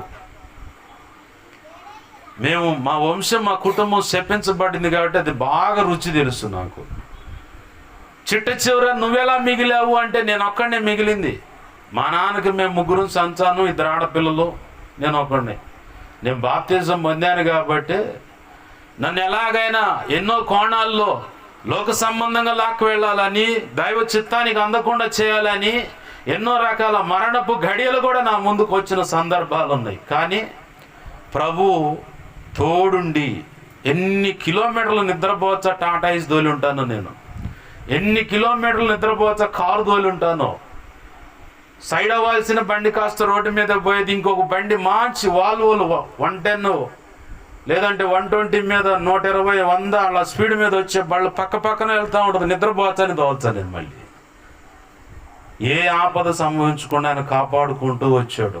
కారణం ఏంటంటే మా పితరులు తీసుకొచ్చి పెట్టిన శాపం కొట్టివేయబడటానికి, శపించబడిన ఈ బ్రతుకును ఆశీర్వదించి భావితరాలకు దీవెనగా మార్చడానికి ఆయన కంకణం కట్టుకున్నాడు. కాబట్టి నా వెనకాల పడి తిరుగుతూ ఉన్నాడు. నేను గమనించలా. 20 సంవత్సరాలు ఆ శాపాన్ని అనుభవించే లోపల మా ఇంట్లో మగ దిక్కు లేరు. తాతయ్య, నాన్న నెల 13 రోజులు తేడాతో చనిపోయారు. కారణం ఎందుకు చచ్చిపోయారు తెలుసా? రోగాన్ని బట్టి కాదు, శాపాన్ని బట్టి. నువ్వు ఒకవేళ ఈ ప్రాంతంలో సేవ జరగకుండా అడ్డంగా నిలబడితే దేవుడికే నష్టం లేదు. ఇక్కడ కాకపోతే ఇంకోసారి పెట్టుకుంటాడు ఆయన సంఘం. కానీ నిర్హేతుకమైన ద్వేషంతో, నిర్హేతుకమైన కారణం చూపిస్తూ సేవా పరిచర్యకు అభ్యంతరాలు, అడ్డులు, ఆటంకాలు అంటే సమకూడటానికి దేవుని పిల్లలు రానియకుండా కొంతమంది ఆ ప్రయత్నాలు చేస్తూ ఉంటారు. నేనున్న ప్రాంతంలో నేను సేవ చేసే కాడ ఏందిరా మన కులం కాదుగా, ఆ కులపోడు దగ్గర పోతాను, మన కులపోడు పాస్టర్ గారు పక్కన ఉన్న అడగబోండి, ఎడబోతారు ఏందిరా అని చెప్పి ఆపిన వాళ్ళు ఉన్నారు. మళ్ళీ వాళ్ళకు అవసరమైతే దెయ్యం ఏదన్నా పడితే బరబర వచ్చి పాస్టర్ గారు నా కోసం ప్రార్థన చేయాలి. అది వదిలిపోగానే మళ్ళీ కనపడటం, మళ్ళీ పడితే నువ్వు కనపడేది. కాలనీ మొత్తానికి తెలుసా దైవజనుడు కరెక్ట్ అని చెప్పాను. ఎందుకు ఈ మాట అంటున్నానంటే నేను ఆల్రెడీ ఇలానే శబ్దంతరాల ద్వారా చెప్తాను. మీరు శాపాన్ని ఒడిగట్టుకుంటున్నారు, దేవుని ఉగ్రతను ఒడిగట్టుకుంటున్నారు, దేవుని పనికి అభ్యంతరం చేసి. 1 కొరింథీ పత్రిక 3వ అధ్యాయం 16-17 వచనాల్లో ఉంది. ఎవడైతే దేవాలయాన్ని పాడు చేస్తాడో వాడిని నేను పాడు చేస్తానన్నాడు దేవుడు. దేవాలయం అంటే సంఘం. ఒక వ్యక్తిని పాడు చేయటమైన దేవుని పనికి దేవుని కొరకు బ్రతకకుండా పాడు చేసినా వాడిని పాడు చేస్తాడు. దేవుని మందిరానికి వెళ్లకుండా ఆటంకపరిచిన ఆ వ్యక్తిని పాడు చేస్తాడు. దేవుని సంఘాన్ని పాడు చేయడానికి కంకణం కట్టుకున్న ఆ వ్యక్తిని పాడు చేస్తాడు. సేవకుడు కావచ్చు, అన్యుడు కావచ్చు, ఎవరైనా సరే. అలాగా మేము శపించబడ్డవాళ్ళం. మా కుటుంబం శపించబడింది. శపించబడి 20 సంవత్సరాలు ఆ శాపాన్ని అనుభవిస్తే ఎలా ఉన్నామని అడగటానికి ఈ రోజు కూడా మాకు ఎవరు ఎందుకు? వాడికి పట్టిన దరిద్రం మనకు పట్టుద్దురా, లేనిపోయింది ఎందుకు? పలకరీయడానికి తిన్నారా, ఎలా ఉన్నారు? నాన్న తోడబుట్టినోళ్ళు కూడా ఆ మాట అడగటానికి కూడా ఈ రోజుకు మనసు లేదు. ఉన్నారు, సమృద్ధి ఉన్నంతకాలం ఉన్నారు, వీడి దగ్గర డబ్బులు ఉన్నాయి అన్నంతకాలం ఉన్నారు. కన్నా లక్ష్మీనారాయణ గారు అప్పట్లో కాంగ్రెస్ ప్రభుత్వంలో మా నియోజకవర్గానికి ఎమ్మెల్యే, పెదకూరపాడు నియోజకవర్గానికి, ఊరు మొత్తం తిరిగి వచ్చి మా ఇంటికి వచ్చి కూర్చొని తాతయ్యతో మాట్లాడి టీ తాగి వెళ్తాడు. ఏ సమస్య అయినా పోలీస్ స్టేషన్ లాయర్తో కలవాల, ప్రతి విషయంలో ముందంజలో ఉంటుంది నా కుటుంబం. ఊరు మొత్తానికి సమస్య అంటే కథలో బులెడిది అని చెప్పని బయలుదేరేవాళ్ళు. అంత ఉన్నత హోదాలో ఉన్న కుటుంబం చిన్న మిస్టేక్ ఏందది? దైవజనుడు తిట్టడం, దేవుని పని జరగకుండా అడ్డగించటం. మా అయ్య చేసిన పని ఏందో తెలుసా? మా నాయన షావు పోతా అని చెప్పని హైదరాబాద్ పోయి ట్రైనింగ్ పొంది తిరిగి వచ్చి ఇంకొక రకమైన బతుకుతామండి. మా చిన్న తాతయ్య షావు అని చెప్పని బయలుదేరిండు, పోయిండు, బాగానే ఉందో, పాట కూడా రాసిండు. ఓ పాట కూడా రాసిన 31వ కీర్తన మీద. యెహోవా మా దేవా నిత్యము నిన్ను స్తుతించెదము, నీ శరణు. ఈ పాట రాసింది ఆ పెద్ద మనిషి. హాస్పిటల్లో పలావు పెట్టుకొని చూస్తూ ఉన్నాడు. వేరే వాళ్ళు తింటా ఉంటే, తింటావా అంటే ఇట్నే చూస్తున్నాడు అనంట. ఒక క్యారేజీ, 1 అర, 2 అరలు, 3 అరలు బిగించిండు, అంతే బిర్రుకు బిగుసుకొని అంతే చచ్చిండు. కారణం ఏంటంటే తాగి తాగి తాగి చావని బయలుదేరి. ఆయన వల్ల తాతయ్య మాట్లాడిన మాటలను బట్టి, మా నాయన బ్రతికిన తీరును బట్టి మా ఇల్లు శపించబడింది, నా వంశం శపించబడింది. మగ దిక్కు లేకుండా చేస్తాడు దేవుడు, అదే బాగా గమనించాలి. దావీదుకి సహాయం కోసం అని ఎవరింటికి పంపించాడు? అరణ్యంలో ఉంటే నాబాల్ అనేవాడి ఇంటికి పంపించాడు. ఆ పెద్ద మనిషికి ఎలా ఉండే గొర్రెబొచ్చు కత్తిరిస్తున్నాడంట. అది పండగ సమయం, మనం సహాయం చేసాం కదా అని చెప్పంటే అసలు దావీదేవుడు అండు. దేవుడు అని ఓరకుండా తన భార్యకి సంగతి తెలియగల బరబర అన్ని సరంజా మొత్తం సర్దుకొని పోయింది. కానీ దేవుడు మాత్రం ఓరకుండలేదు. దావీదు మాత్రం ఒక మాట అండు, నీ ఇంట్లో మగ దిక్కనేవాడు లేకుండా చేయాలని నేను బయలుదేరా. నువ్వు వచ్చిన దాన్ని బట్టి, దేవుడు అడ్డగించడాన్ని బట్టి నేనేం చేయను, వెళ్ళిపోతున్నా అన్నాడు. కానీ దేవుడు మొత్తం దిగిన తర్వాత భార్య ద్వారా సంగతి చెప్పిస్తే అదురుపోయి గుండె పగిలి నెత్తురు గక్కి బిర్రుగా బిగుసుకొని చచ్చాడు అన్న లేఖనంలో. దైవ చిత్తానికి వేరుగా అడుగులు వేస్తే ఎవరైనా సరే, ఈరోజు నేను సజీవుడిగా ఉన్నాను, దేవుని కృపను బట్టి సేవకుడిగా మీ మధ్యలో ఉన్నానంటే నా వంశం శపించబడింది, నా కుటుంబం శపించబడింది. ఆ శాపగ్రస్తమైన ఆ పరిస్థితుల నుంచి మేము బయటపడాలి. ఆ కారణాన్ని బట్టి దేవుని పాదాలు గట్టిగా పట్టుకొని ప్రార్థనలో పెనుగులాడుతూ మొదలు పెట్టాను. 8 సంవత్సరాలు కఠినంగా పరీక్షించాడు ప్రభు. ఉంటాడా పోతాడా, ఉంటాడా పోతాడా, ఉంటాడా పోతాడని. 8 సంవత్సరాల తర్వాత ప్రభు ఒక మాట అన్నాడు. ఒకరోజు కూర్చొని ఏడుస్తూ ఉన్నాను, ఎందుకయ్యా మా బ్రతుకులు ఇలా ఉన్నాయి, అసలు ఎందుకు ఎటు కాకుండా ఉన్నావు, ఎందుకు మా బ్రతుకులు ఇలా ఉన్నాయి ప్రభు, మాకు ఇంకేం ఒడ్డున పడే పరిస్థితి లేదని ఇంట్లో కంప్యూటర్ బల్ల అలా ఉంటే దాని ఎదురు కూర్చొని బైబిల్ ముందేసుకొని ఏడుస్తూ ఉన్నా, కళ్ళ నిండా నీళ్లు తీసుకుని. ఏంటి పరిస్థితి, ఎందుకు ఇంత అధ్వానంగా మా బ్రతుకులు మారిపోయాయని చెప్పని ఏడుస్తూ ఉంటే దేవుడు అన్నాడు. దేవుడు మాట్లాడలేదు. మొదటిగా గబ్రియల్ అనే దేవదూత వచ్చి మాట్లాడుతోంది నాతో, మీ పితరులను బట్టి నీ వంశం శపించబడింది అని. చుట్టూ చూసుకున్న ఎవరూ లేరు. నేను గబ్రియల్ అనే దేవదూతని, నాతో పాటు మిఖాయిలు కూడా నీతో ఇక్కడ ఉన్నాడు ఈ ఇంట్లో, అలాగే కొంత దేవదూతల పరివారం ఇక్కడ ఉంది, అదిగో అక్కడ కుర్చీ వేసావు కదంటే, నేను వెనకమాల బ్యానర్ ఒకటి ఉంటుంది సేవ చేసాడు, ఆ క్రాస్ సరిగా మనకి లోతరన్ లేదంటే బాప్టిస్ట్ క్రమంలో 3 కుర్చీలు వేస్తారు. ఆ 3 కుర్చీలాగా నా విశ్వాసాన్ని బట్టి అక్కడ క్రాస్ సరిగా కుర్చీ వేసేవాడిని. యేసయ్య వచ్చాడు, కూర్చుంటాడు నా కోసం అని. ఆమేన్, హల్లెలూయా. ఆ రోజు గబ్రియల్ చెప్తా ఉన్నాడు, అదిగో నువ్వు అక్కడ కుర్చీ వేసావు కదా, ఆ కుర్చీలో త్రిత్వమైన దేవుడు, తండ్రి కుమార పరిశుద్ధాత్మ అనే త్రిత్వమైన దేవుడు యేసు ప్రభు ఆడ ఉన్నాడు. ఇంకా చాడవటం మొదలుపెట్టా. ఎందుకయ్యా ఇంతగా ప్రేమిస్తున్నావని. అంతకుముందు మా పరిస్థితులు ఏందయ్యా, మారుతాయా లేదా, మేము ఒడ్డున పడతామా లేదా, ఏంటి పరిస్థితి, ఒక్క కొలిక్కి కూడా రావట్లేదు, ఇంత గందరగోళంగా ఉంది, చస్తే బాగుండి అనిపిస్తా ఏడుస్తూ ఉన్నాను లోపల, కళ్ళ నిండా నీళ్ళు వస్తున్నాయి. అమ్మ చూస్తే మళ్ళీ ఎందుకు ఏడుస్తున్నారు అని చెప్పని అంటదని ఇట్లా దుడుచుకుంటున్నా, మళ్ళీ ఏడుస్తున్నా. ఆ సందర్భంలో దేవుడు మాట్లాడుతూ ఉన్నాడు, మీ పితరులను బట్టి నీ వంశం నీ కుటుంబం శపించబడింది, నిన్ను బట్టి ఆ శాపాన్ని కొట్టేస్తున్నాను అన్నాడు. ఆమేన్, హల్లెలూయా. అంత మాత్రమే కాదు, భూమి అంతమయ్యే సమయానికి నీ వంశం నీ కుటుంబం ఉంటుంది, నీ వంశంలో నీ కుటుంబంలో ఉన్నవాళ్ళు నా సన్నిధిలో ఉండి నా సేవ చేస్తారు అన్నాడు. ఆమేన్, హల్లెలూయా. నేను ఆశించింది కూడా ఆ ఆశీర్వాదమే. శాపగ్రస్తమైన నా బ్రతుకు విడిపించబడాలి.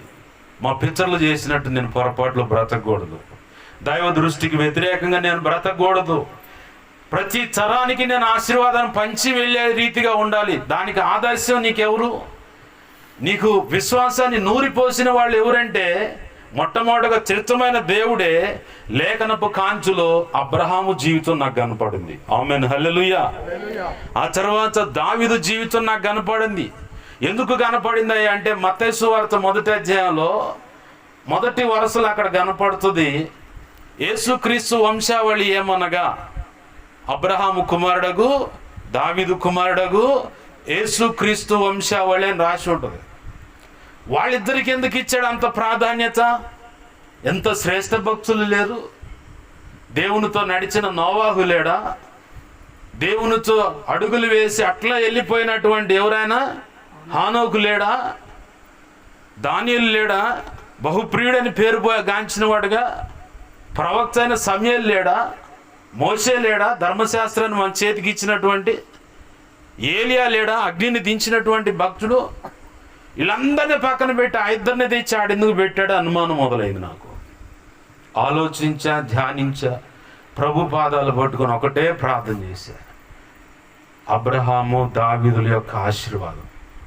అబ్రహాముతో దేవుడే ఉన్నాడు. ఈ భూమి మీద ప్రతి వంశం కూడా నీ ద్వారా ఆశీర్వదింపబడుతుంది. ఆమేన్, హల్లెలూయా. ఇగో నిన్ను బట్టి ఆశీర్వదింపబడుతుంది. ఇసుక రేణువులంత సంతానం, ఆకాశ నక్షత్రాలంత సంతానం అంటే 2 రకాల సంతానం ఇచ్చాడు అబ్రహాముకి. ఇసుక అంటే భూ సంబంధమైంది, నక్షత్రం అంటే ఆధ్యాత్మిక అంటే రక్షణ పొందిన నీవు కూడా అబ్రహాము సంతానమే. ఎట్టపాష్ గారు అంటే ఇందాకనే ఇప్పుడే కనుక్కుంది. యేసుక్రీస్తు వంశాలు అనగా అబ్రహాము కుమారుడు. ఇప్పుడు అబ్రహాముకు కుమారుడు అయ్యాడు కదా యేసయ్య. మరి ఆయన సంతానమేక నువ్వు రక్షణ పొందితే నక్షత్రాల సంఖ్య అన్నాడా కదా. ఆత్మ సంబంధమైన సంతానం. ఇసుక రేణువులంటే ఈ భూ సంబంధమైన సంతానం. ఆల్రెడీ మనం కనపడుతూనే ఉన్నాం. 2 రకాల ఆశీర్వాదం ఆయనకి ఇచ్చాడు. నాకు అది కావాలని పట్టుకున్న ఆయన పాదాలు. ఏంటి? అలాగనే దావీదుకి ఏమన్నాడు? పొరపాటు ఉంది, శిక్ష పడింది, సరి చేసుకున్నాడు. దేవుని పాదాలు పట్టుకుంటే ఈ భూమి మీద నీ కొరకు నీ వంశంలో ఒక సింహాసనం ఉంటుంది, దాని మీద కూర్చొని పరిపాలన చేయడానికి ఒక్కడు నీకు ఉంటాడు అని. ఆ ఒక్కడు ఎవరై వచ్చారు? మన ప్రభు అయిన నజరుడైన యేసయ్య. ఇప్పుడు నువ్వు పరిపాలించే విధానంలో ఉన్నావుగా, ఆత్మ సంబంధంగా, భౌతిక సంబంధంగా. 2 రకాల ఆశీర్వాదం. లోతుగా ధ్యానం చేస్తే, అధ్యయనం చేస్తే ఈ సంగతులన్నీ బయటకు వచ్చాయి. వెంటనే దేవుని పాదాలు పట్టుకుని నాకు ఈ ఆశీర్వాదం కావాలి. శపించబడిన బ్రతుకున్నది, నేను విడిపించబడాలి. నతనీయులు అన్నట్టు వీళ్ళ బ్రతుకులు ఇంకేం మారసేది నా ఊళ్ళో ఇప్పుడు కూడా అనుకున్నారు. వీళ్ళేమవుతారు, ఏంది పరిస్థితి, ఇట్లా అయిపోయింది, పెద్ద కుటుంబం ఏంటని చెప్పారు. నా ప్రభు ఆశీర్వదించిన సంగతి ఈ లోక సంబంధమైన వ్యవహారాల్లో ఉన్న వ్యక్తికి అర్థం కాదు. ఈ లోక సంబంధంగా ఉన్నవాడికి అర్థం కాదు. నతనీయులు కూడా ఈ లోక సంబంధంగా ఉండే అక్కడ అంటున్నాడు, నజరేతులో నుంచి ఏదైనా మంచి వస్తుందా? పిలుపు అన్నాడు, వచ్చి చూడు. నేనంటున్నాను, ప్రభు కృపను బట్టి పరిశుద్ధాత్మ ఆవేశంలో నువ్వు మోకాళ్ళేసి ప్రార్థన చేసి చూడు. నీ కుటుంబం ఆశీర్వదింపబడుతుంది, నీ బ్రతుకు ఆశీర్వదింపబడుతుంది, నీ హృదయం సెట్ అవుతుంది. పలానా బలహీనత నుంచి నేను వెరిపించబడుతున్నాను, పీడించబడుతున్నాను, ఖచ్చితంగా దాని నుంచి విడిపించబడతావు. అప్పుల నుంచి విడిపించబడతావు, కుటుంబ సమస్యలు పరిష్కరించబడతాయి, నీ బిడ్డ జీవితం కట్టబడుతుంది. మాట వినని కోడలైనా, అల్లుడైనా, కొడుకైనా, కూతురైనా, భర్త అయినా, భార్య అయినా, అత్తైనా, మామైనా, కన్న తల్లి అయినా, తండ్రి అయినా మొత్తం సెటరేట్ చేస్తాడు, ఒకే క్రమంలో తెచ్చేస్తాడు ప్రభు. ఆమేన్, హల్లెలూయా. నువ్వు చేయాల్సిన పని ఏంటంటే ఆయన దగ్గరకు వచ్చి మోకాళ్ళి నీ భుజాల మీద పెట్టుకో. మాకు ఆ సంగతి ఆయనకు అప్పచెప్పు, ఆయనకు అప్పచెప్పు. సేవ అయినా సరే నేను పెద్దగా మీదేం పెట్టుకోను. ఎవరన్నా మాట వింటలేదనుకో, ఏం జరిగితే లైన్లోకి వస్తారు, అదే జరిగించు ప్రభు, ఏసునామములో అడుగుతున్నాను తండ్రి అంట. ఇంకేం ఉండదు ప్రార్థన, ఇంకేం ఉండదు. వాళ్ళే వస్తారు లైన్లోకి. మళ్ళీ నా దగ్గరికి వచ్చి ప్రార్థన చేసుకుని ఏమైందో పాస్టర్ గారు తెలియదు, మళ్ళీ మంచిగానే ప్రార్థన చేస్తా. దగ్గరకు వచ్చారనుకో, ఇక వీళ్ళు ఎటు కూడా వినరు కదా, వినరు కాబట్టి ప్రభువా నీ కృపను బట్టి కుటుంబాన్ని ఆశీర్వదించు, దీవించు, సమస్యలు పరిష్కరించు. ప్రభు పక్కన నువ్వు చేస్తానే ఉండు, వాళ్ళ సంగతి నేను చూస్తాలే అని చెప్పని పడాల్సిన 2 రోకళ్ళ దెబ్బలు పడితే అప్పుడు గడగడగడ వణుక్కుంటూ వస్తారు వాళ్ళే. నేను అట్లా ఇట్లా ఏం మాట్లాడను. సమస్య ఒక వ్యక్తి రేజ్ చేస్తున్నాడంటే సైలెంట్గా వెళ్ళిపోయి దేవుని పాదాలు పట్టుకుంటా, దేవుని పాదాలు పట్టుకుంటా. ఇంట్లో అయినా, సంఘంలో అయినా, లేదంటే సభ్య సమాజంలో ఇంకెవరికి ఎవరైనా నష్టం చేస్తున్నా, కీడు కల్పించాలని చూస్తున్నా ఇదే ప్రార్థన చేస్తా. ఏం జరిగితే లైన్లోకి వస్తారు. తప్పిపోయిన కుమారుడికి ఏం జరిగితే వచ్చాడు లైన్లోకి? మొత్తం దేవునికి వందనాలు, మొత్తం అంతా ఒక సరైన మార్గంలోకి, పరిస్థితులన్నీ వ్యతిరేకంగా మారంగానే ఎక్కడికి, ఎటువైపు తిరిగింది ఆలోచన? మా నాయన ఉండు, ఆయన దగ్గర పనోళ్ళు ఉన్నారు, నాయనా నీకు పరలోకానికి వ్యతిరేకంగా పాపం చేశానని చెబుదా అనుకుంటా వస్తున్నాడు. తండ్రి అవన్నీ విన్నాడా? ఆశగా కనిపెడుతున్న తండ్రి ఎట్టున్నా కానీ అమాంతంగా కౌగిట చేర్చుకొని ముద్దాడి మరి శుభ్రపరచుకొని అధికారంగా ఉంగరాన్ని ఇచ్చాడు. ఆయన అన్ని విధాలు ఆశీర్వదించడానికి పూనుకున్నాడు దేవుడు. ఈరోజు నువ్వు కూడా ఏదైనా సమస్య అయితే నోరు తెరిచి మాట్లాడమాక, మోకాళ్ళే దేవునికి అప్పచెబితే అది ఎంత కఠినమైన సమస్య అయినా సరే ఆయన పరిష్కరించగలడు. ఆయన పరిష్కరిస్తే ఇక ఎప్పటికీ సమస్యగా ఉండదు. ఆమేన్, హల్లెలూయా. నతానీయుల లాగా అనుమానం పెట్టుకోమాకండి. ఏంది పిలుపు పిలిచినట్టుగా దైవజనుడు వాక్యపు కాంచులో నుంచి దేవుని సన్నిధికి మిమ్మల్ని ఆహ్వానిస్తుంటే, రక్షణ లేకపోతే రక్షణ మార్గంలోకి రండి. మేము శపించబడ్డ జీవితాలు, నాకు అప్పుడప్పుడు ఈ నతానీయులు ఒకడాను రూతు చరిత్ర నాకు బాగా గుర్తొస్తూ ఉంటుంది. మోయాబు సంతానం ఎవరాళ్ళు? లోతు కుమార్తెలు. కొంతమంది దౌర్భాగ్యులు వాళ్ళు ఏదో పొరపాటు చేశారు, ఆ దేవుడు అట్ట ఇట్ట అంటున్నారు, కానీ సంగతి తెలిసి మాట్లాడుతారు, కావాలని బురజల్లటం. మెట్టుకు సంగతి ఏంటంటే అక్కడ పిల్లలే తప్పు చేశారు, కానీ శాపగ్రస్తమైన సంతానం బయటకు వచ్చింది. ఆ శాపగ్రస్తమైన సంతానంలో మోయాబీలు అనే ఒక సంతానం ఉంది. రూతును బట్టి ఖచ్చితంగా వాడిని కాపాడుకోవాలి, తన స్వాస్థ్యంగా మార్చుకోవాలని యేసు ప్రభు వంశావళిలోకి తెచ్చుకున్నాడు. వాళ్ళ వంశావళి అయితే ఎవర్రా నువ్వు అట్టా ఇట్టాది ఇది అని చెప్పి అంటారు. ఇప్పుడు నువ్వు ఒకవేళ కుటుంబం తేడా పడ్డది, పరిస్థితులు తల్లకిందులైన యాడికన్నా పోతే కుటుంబంలో ఎవరో ఒకళ్ళు ఉంటారుగా, అమ్మ తరపు, నాన్న తరపు, బంధువులు, తమ్ముడు, అన్న, అక్క, ఇట్లా పోతే ఏం చేస్తారు వాళ్ళు? ఛీ వచ్చింది పొద్దున్నే దరిద్రం అంటారు. లేదంటే 2 రోజులు కూడిపెట్టి 3వ రోజు ఆ ముడుతూ ఉంటుంది ఆడ కొండ సట్టి, ఏమి లేదు, ఏమి లేదు, ఏమి లేదు, మాయదారి మంది వచ్చి మీద పడింది, ఏమి లేదు. ఇక వీళ్ళిద్దరు కొట్టుకోవడం మొదలు పెడతారు. వీళ్ళిద్దరు కొట్టుకోవడం మొదలు పెట్టం కదా, ఇక వాళ్ళకి అర్థమైపోద్ది ఇక మనం చిన్నగా సర్దుకోవటం మేలు అని. నేను ఎదుర్కొన్న అనుభవాన్ని, నా తోడ పుట్టిన దాని దగ్గరే నేను ఎదుర్కొన్నా. 2 రోజులు అన్నం పెట్టిన తర్వాత ఇక వాళ్ళు కొట్టుకోవడం మొదలు పెట్టారు. ఇప్పుడు లేదులే, వెళ్ళిపోయింది. ఏంది వాళ్ళు కొట్టుకోవడం మొదలు పెట్టారు. ఇంక అందుకని నేను ఎక్కడికి పోవటము ఇష్టం లేక, లేదా ఉపవాసం ఉంటే నీళ్లు పోసుకొని ఉప్పేసుకొని తినడానికి కూడా ఇష్టమే. ఆమేన్, హల్లెలూయా. ఎందుకు ఈ సంగతులు చెప్తానంటే, శాపగ్రస్తమైనటువంటి రూతు జీవితాన్ని కూడా దేవుడు యేసయ్య వంశావళిలో కలుపుకున్నాడు. ఒకవేళ నిన్ను ఎవరు దరిచేర్చకపోతే ఆయన నేనున్నానంటున్నాడు. విధవరాలు పక్షంగా నేను భర్తనన్నాడు, కుటుంబ యజమానుడు నేనన్నాడు. నువ్వు ఒకవేళ నిన్ను సభ్య సమాజమైన నీ చుట్టూ ఉన్న కాకులాలు పొడుస్తారు. ఆర్ఆర్కే మూర్తి గారు అన్నారే, బంధువుల కంటే రా బంధువులు నయం, అవి మాంసం వాటికి పీక్కు తిని ఎముకలు వదిలేస్తాయి. బంధువులు అయితే ఆ ఎముకలను కూడా పొట్టు చేసి ఇరిచేస్తారు. రా బంధువుల కంటే రా బంధువులు నయం. నువ్వు బంధువులు నమ్ముకోమాక. ఇందాక దైవజనులు అన్నారు, శరీర సంబంధమైన ఈలోక బంధాలు తెంచుకోమంటే పూర్తిగా తెంచుకోవటం కాదు, కానీ వాళ్ళను ఉండవలసిన రీతిగా అక్కడ ఎంతవరకు కట్టడి చేయాలో అంతవరకు కట్టడి చేసుకొని ఆ భవబంధాలు కావాలి మనకి. లేకపోతే స్వార్థాడు చెబుతావు. వాళ్ళతో సమాధానంగా ఉంటూనే సున్నితంగా నాకు దేవుని సమయం అయింది, ఆడికి వెళ్ళాలి, అంటే తర్వాత మాట్లాడుకుందాం ఉంటామని చెప్పని ఇదిలిచ్చుకొని రావాలి. ఆడే కూర్చుంటే నీకు రావాల్సిన దీవెనలన్నీ పోగొట్టుకుంటాం. నేనైతే అంతే చేస్తా. నేను అదే అనుభవంలో అడుగులు వేశాను. బంధువులు అంతే, మా అక్క అంటావు నువ్వు దేవుని నమ్ముకొని ఏం మారావురా అనేది.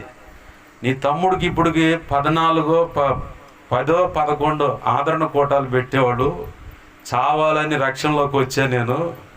కానీ దేవుడు చావనీయకుండా రక్షణ పొందిన దినాన్ని బాప్తీసం పొందిన రోజే నా సేవకురాని పెట్టుకోండు, లేకపోతే 10 ఆదరణ కోటాలు పెట్టేవాళ్ళు అన్న అనేది. ఆమె వెళ్ళిపోయింది ప్రభు కృపలో. చివరి క్షణంలో విశ్వాసాన్ని బట్టి నేను తీసుకున్నానులే అన్నాడు దేవుడు. నాకు అది దిగులు, మరి సొంతంలో పోగొట్టుకుంటే ఉపయోగం ఏముంది. చనిపోయింది, సడన్గా చనిపోయింది. నాకు దడబట్టుకుందయ్యా, నువ్వు వాగ్దానం ఇచ్చావుగా అందరిని రక్షిస్తానని. ఏందా ఎంఐ సంగతి అంటే పేతురు పత్రికలో మాట గుర్తు చేశాడు. మనుష్య కుమారుని యందు విశ్వాసం ఉంచుట వలన వారు ఆయన కుమారులుగా అంగీకరింపబడిరి అని. అంటే చివరి గడియలో ఉంచిన విశ్వాసాన్ని బట్టి నేను తీసుకున్నాను నా కుమార్తెగా. ఇంకా చివరి గడియలో మారు మనసుకి ఇక బాప్తిస్మే ఉంది. ఆ దేవుడిచ్చిన మాట. సరే నీకు స్తోత్రం అయ్యా, సంతోషం అనుకున్నా. ఇక మిగతా క్రమాలు అవి కామనే. నీ వాళ్ళు ఎవరైనా ఒకళ్ళు రక్షణ పొందకుండా జారిపోతే నువ్వు చాలా బాధపడాలి. అంతకంటే ముందుగా నువ్వు రక్షణ బాప్తీసం అడుగుపెట్టు. మనకి ఇప్పుడు క్రైస్తవంలో ఉన్నటువంటి మొండితనం, మూఢత్వం ఏంటంటే ప్రార్థన చేయమంటే చేయరు, కానీ పాటలు అయితే వదిలిపెట్టి చల్లారుదులు పాడతారు. ప్రార్థన చేద్దాం ఇప్పుడు మోకాళ్ళు వేస్తారా? ఏమో వీడు మామూలుగా 8 గంటల ప్రార్థన అంటుండే ఏమో అంటే పాస్టర్ గారు తక్కువ చెప్పాడు. నేను మామూలుగా 11:15 మందిరంలో రాత్రి వెళితే 10:30, 12 అయింది.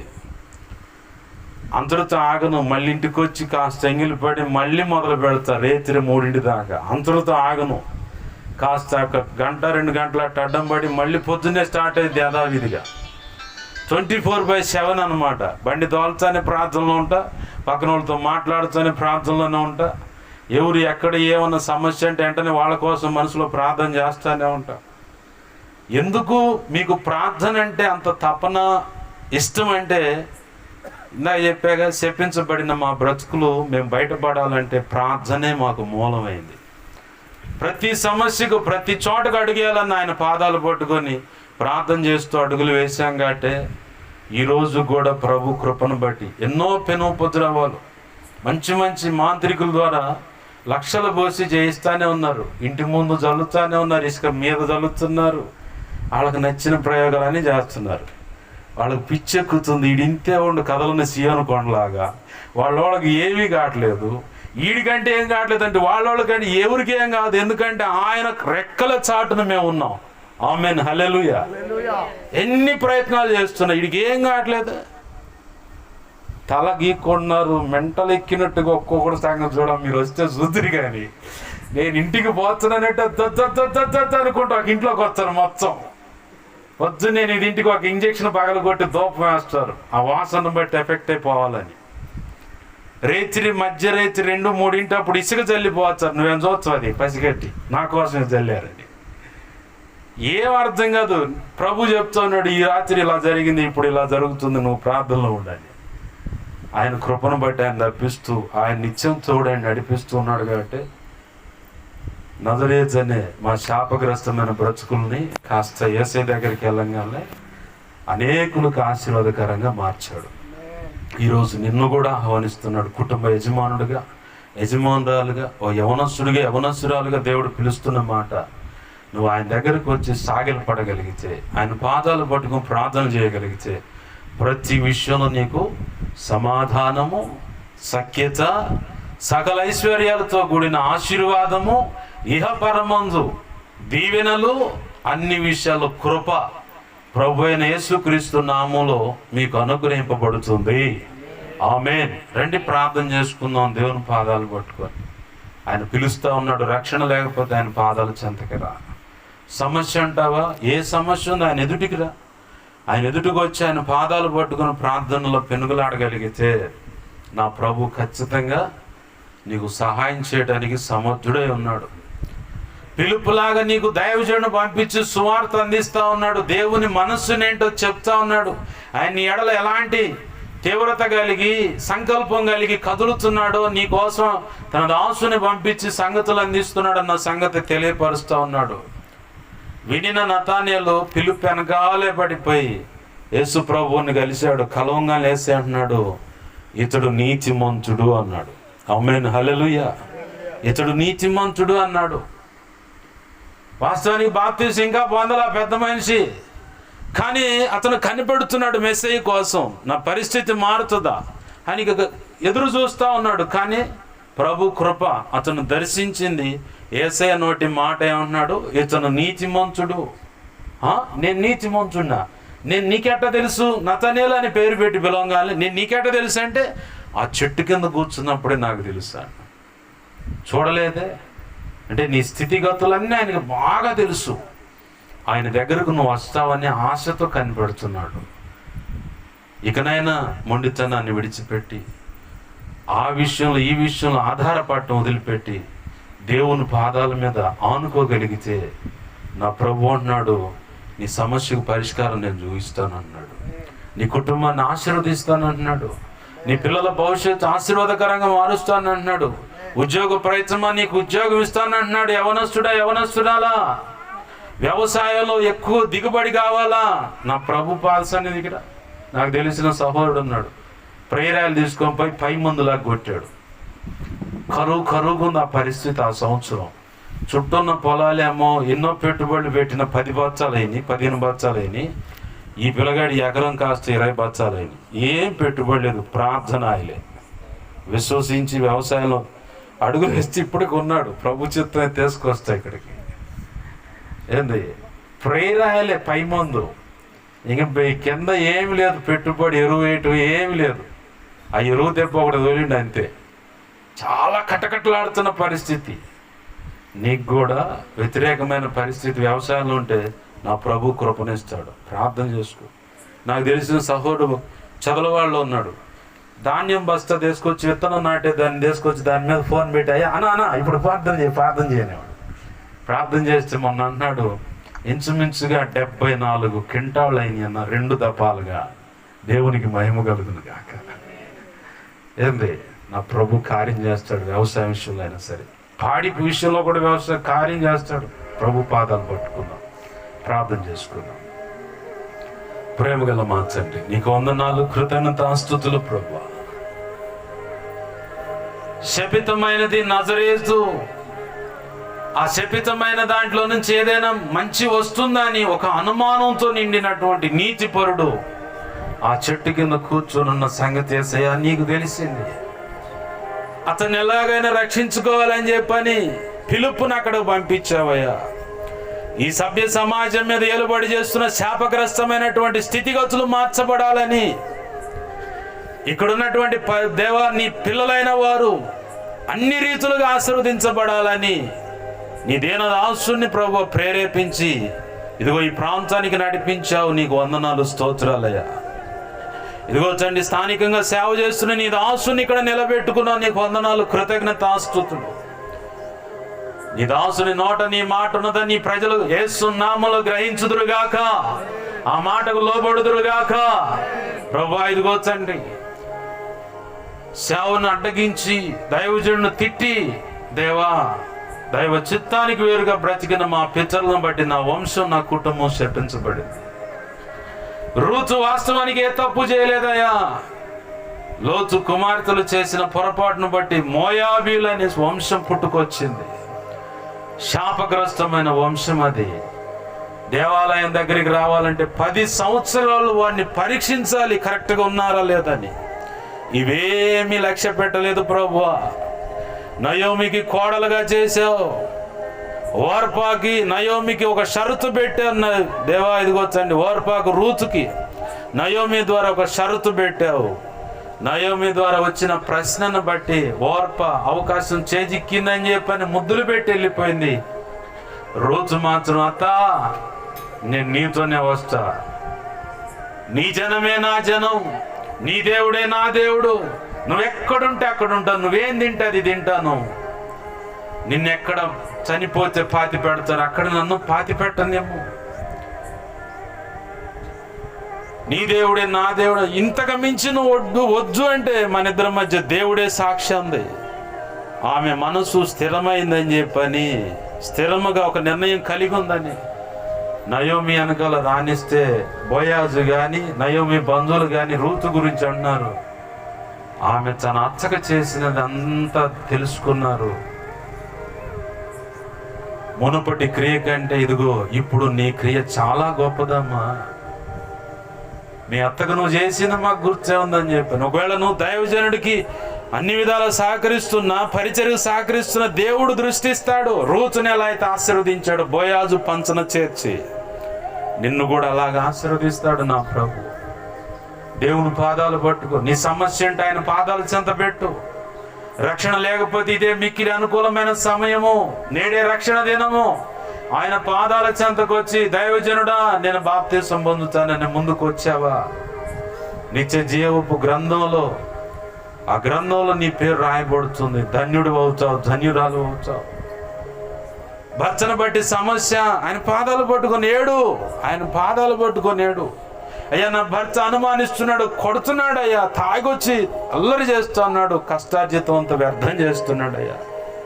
అయ్యో నా బిడ్డను సరైన మార్గంలో పెట్టుకుందా అంటే వ్యర్థమైన సహవాసాలు బట్టి వాడు జీవితాన్ని నాశనం చేసుకుంటూ తాగుడు ఖైని జులాయిగా తిరుగుతున్నాడు. బజార్లో చెప్తున్నారు వాడు ఇట్టు జరుగుతున్నాడు, అటు చేస్తున్నాడు అని. అయ్యా నా బిడ్డను మార్చు ప్రభు అని ఆయన పాదాలు పట్టుకో. అయ్యా నా బిడ్డకు మంచి సంబంధం కావాలని ఆయన పాదాలు పట్టుకో. నా కోడలు మారాలని, అల్లుడు మారాలని, నా భర్త మారాలి, నా భార్య మారాలి. అయ్యా నేను నడిపిస్తున్న సంఘం కూడా నీ భయంలోకి రావాలని దైవజనుడా, దైవజనురాలా దేవుని పాదాలు పట్టుకుందాం. నా ప్రభు నిత్యముగా నిన్ను ఆశీర్వదించడానికే నువ్వు ఆయన దగ్గరకు వస్తావేమో, ఆయన ఎదుట సమయం గడుపుతావేమో అని ఆశగా ఎదురు చూస్తున్నాడు నిన్ను ఆశీర్వదించాలని, నీకు అనేక ఈవులు ఇవ్వాలని. దైవజనుడుగా, దైవజనురాలుగా నీకు అనేక కృపలు, సామర్థ్యం, తలాంతులు, అభిషేకం నీకు ఇవ్వాలంటే నువ్వు ఎక్కడెక్కడో తిరుగుతా ఉన్నావు. ఆయన సన్నిధిని సరిగ్గా సమీపించట్లేదు. ఆయన ఎదుట ఆయనకు అందుబాటులో నువ్వు ఉంటే, ఓ స్త్రీగా ఒక పురుషుడిగా నువ్వు అందుబాటులో ఉంటే నిన్ను బట్టి నీ కుటుంబం ఆశీర్వదింపబడుతుంది, నిన్ను బట్టి నీ సంఘం ఆశీర్వదింపబడుతుంది. దేవుని పాదాలు పట్టుకుందాం.